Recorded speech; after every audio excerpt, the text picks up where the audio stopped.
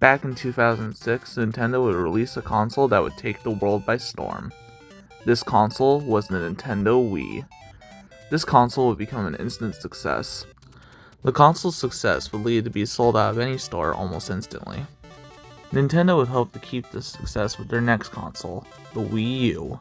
However, the Wii U would become a commercial and financial failure for the company, only selling 13.56 million units, about 87 million units less than the Wii, and even 8 million units less than the GameCube, a console that came out before the Wii.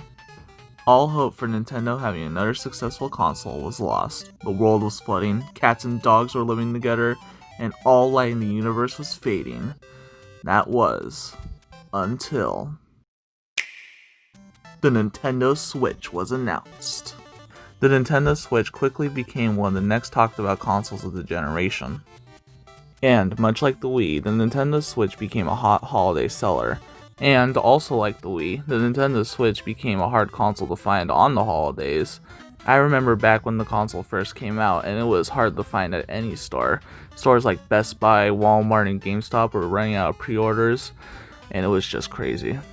The Switch quickly beat out the Wii U's lifetime sales in not even a year, and is currently the best-selling console of 2020. With the console still selling strong to this day, it is no wonder that many people are calling this console the next Wii. But what makes the Switch so good? And are there any negatives to the console? Welcome to Game Bytes. I'm your host for today, Pancake Armor Man, and today we will be going over the pros and cons of the Nintendo Switch. Now, you can't talk about a console without talking about the games that are on it. I think it's fair to say that I own quite a few Switch games, both physically and digitally. Some games I own were even gifted to me by friends, like Smash Ultimate and Pokemon Sword. I even own a controversial game, a game so controversial that it shatters the soul of all pure enough to look at it. And that game is Tetris 99. For me, all my games run very smoothly on the Switch. Very few games I own chug or stutter while playing them, and when they do, it's only really in one area. Every game looks stunning while playing with the console docked, and while there is a minor downgrade in graphics and visual style, the games still look great in handheld mode. The Switch even has a massive library of games from different genres.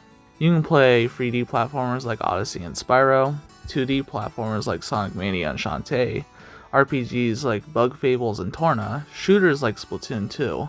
There is just so much variety on the Switch, and while there is some shovelware and bad mobile games on the console, that shouldn't distract from the sheer amount of first-party, third-party, and even indie games that could be found on the Switch. Now, I don't know about you, but I love the Switch's design. The console itself looks like a Kindle. Now you can never unsee it. In all seriousness, the console looks very nice and sleek, and it feels really good to hold in your hands. The dock, while it does look like a toaster, looks very nice, with my only issue being where the HDMI and AC adapter ports are located. The AC adapter is actually pretty cool as well. At first I was afraid that it'd be a big brick of a power cord, but it's actually fairly sized and will fit into any electrical outlet. The JoyCons that come with the console are pretty nice as well. They are good starting controllers that feel very comfortable in your hands. They even feel comfortable when putting them in the controller dock that comes with the console. Pretty soon, however, you'll want to get another controller, and that's where the Pro Controller comes in. The Pro Controller is just so good. The controller obviously takes inspiration from the 360 controller design-wise, and is just perfect. The buttons feel very nice to click, unlike the Joy-Cons, which just feel too clicky. And the controller itself is very comfortable to hold. When you get a Pro Controller, your Joy-Cons will clearly become the controller that you hand to a friend when playing local multiplayer. The Pro Controller also, in my opinion, feels better to use when playing the Switch undocked than the Joy-Cons do. So overall, the controllers are really good. Now, I'm going to make this quick and say I really like NES and SNES Online. It's just really good to play these old games with added online multiplayer. Some games that are on SNES and NES Online that I enjoyed were games like Super Mario Bros. 1, 2, and 3. I really enjoy my Super Mario Bros. Kirby's Dream Land 3, which me and James recently did a co-op on. Star Fox, Super Mario World, classic games like that. Some games that I enjoyed for the first time were games like Star Fox 2, which is actually pretty good in my opinion. The first Legend of Zelda game, yes, NES Online will always be my first ever experience with the original Legend of Zelda. A Tetris-like game that I can't remember the name of, although there will be footage of it on screen right now. I also tried games like Star Tropics, Super Metroid, and Super Mario Kart for the first time with NES and SNES Online. All three of those games being games that my friends seem to love, and some of them are pretty good. However, there are some titles that are missing from the service that I would really like to play. I really wish titles like Earthbound and the other two Donkey Kong Country games were on SNES and NES Online. I hope that someday they add those games to NES and SNES Online. That's all I'm going to say for right now. We'll get back to this in a minute. Now, this may be controversial, but I love how Nintendo has been porting over Wii U games and one Wii game over to the Switch. Most, if not all, the games that have been ported over to the Switch never did that good when they were on the Wii U. Bringing them over to the Switch gives these games a second chance to do good, and even give people who missed out on these games a chance to experience them. Take Mario Kart 8 for example. Both games are currently the best-selling games on both the Wii U and Switch, and it's clear to see which sold better out of the two. Now, while I haven't played every Wii U port, there are some that have interested me. Mario Kart 8 Deluxe, a game I own on both Wii U and Switch, is probably one of my favorite ports on the console. Ports that have interested me are games like Captain Toad Treasure Tracker, Pokken Tournament DX, Bayonetta 1+2, which I do own on Wii U but not on Nintendo Switch, and most recently a game that will probably be out by the time this review is released, Pikmin 3 Deluxe, which I do plan on getting since I have the Wii U version. Also, games like Wonderful 101 on the Switch are also interesting. Some ports I'd recommend would be Bayonetta 1+2 because Bayonetta is just a great series, Mario Kart 8 Deluxe, and Pikmin 3 Deluxe. Also, Xenoblade Chronicles Definitive Edition. Although not a Wii U port and a game I don't own yet, I still recommend that one, and I do want to get it. Because Xenoblade is awesome.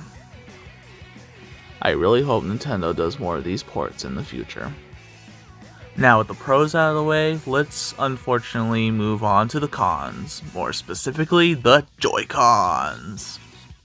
Drift is such a common problem when it comes to the JoyCons, and it can even affect the Pro Controller as well. Now, don't go down in the comments for this video and give me that whole, "My JoyCons have never drifted, you're just making this up because you didn't take care of your controller stuff," because this is clearly a problem on Nintendo's part. Joy-Con drift is just annoying. I mean, just look at this.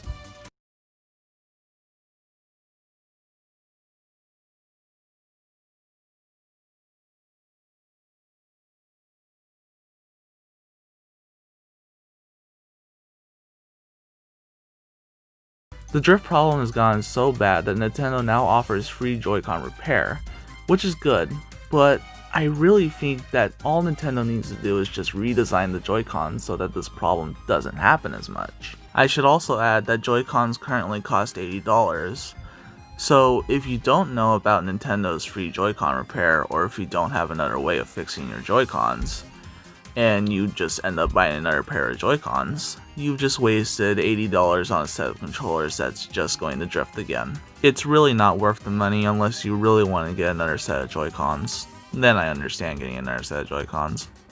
I guess one more thing I should mention is that newer models of Joy-Cons don't appear to have the same drifting issue as the original models, or it's probably just not as common.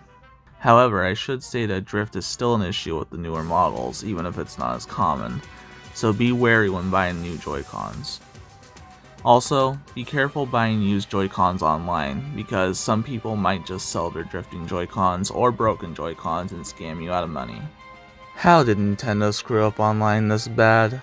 Nintendo Switch Online is a service that you have to pay to use. Like most people, I pay my $20 a year subscription, which is really cheap, so I can play with my friends online. So you expect online that is that cheap to be pretty good, right? No.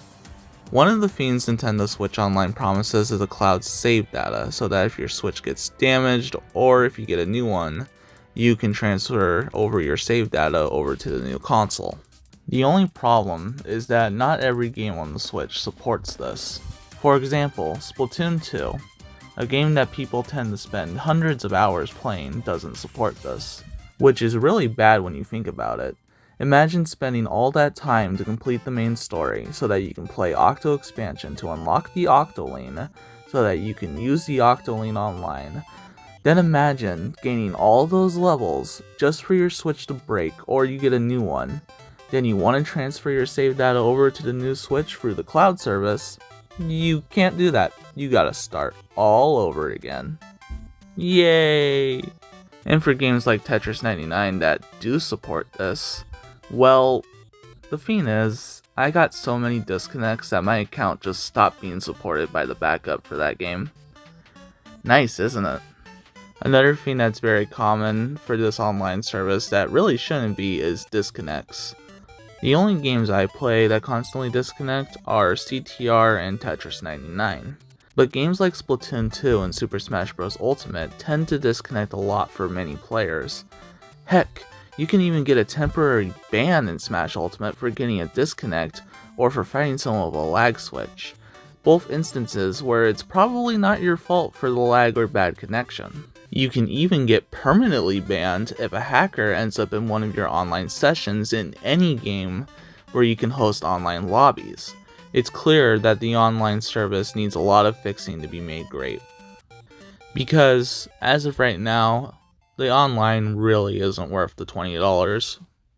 This is the one thing that makes me think I pay $20 a year for this. NES and SNES Online's library aren't that great.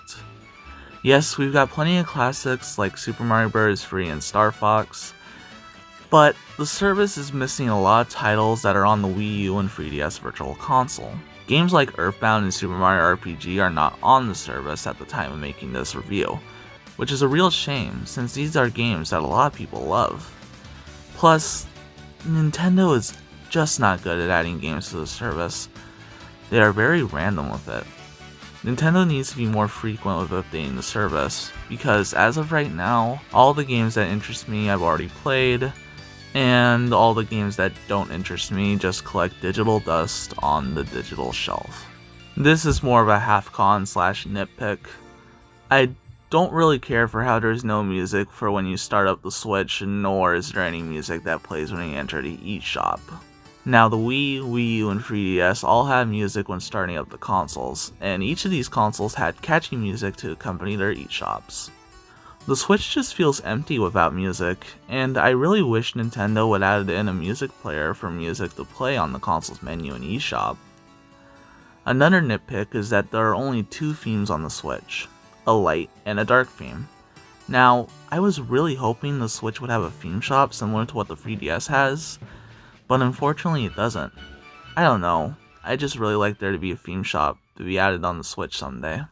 Overall, the Nintendo Switch isn't a perfect console. It has problems when it comes to things like online and its dreadful drifting issue. But its strong points lie within the games that are just fun to play. With the Switch's positives, it's very easy to see why the Nintendo Switch is as big as it is, and why people who've only played things like the PlayStation, Xbox, and even PC want to experience the console. It's a really good console, but it just needs some minor fixing to be made great. So today, I'm giving the Nintendo Switch a 4 out of 5. Well, that's all for today. Thank you all so much for tuning into this episode of Game Bytes. I've been your host for today, Pancake Iron Man, and if you'd like to hear more of my voice, there will be a link on screen somewhere with the next verses I'm in. Make sure to share this video with your friends on Facebook and Twitter, and please, if you haven't already, buy a Nintendo Switch. It's pretty good. I've been Pancake Iron Man. Let's get out of here.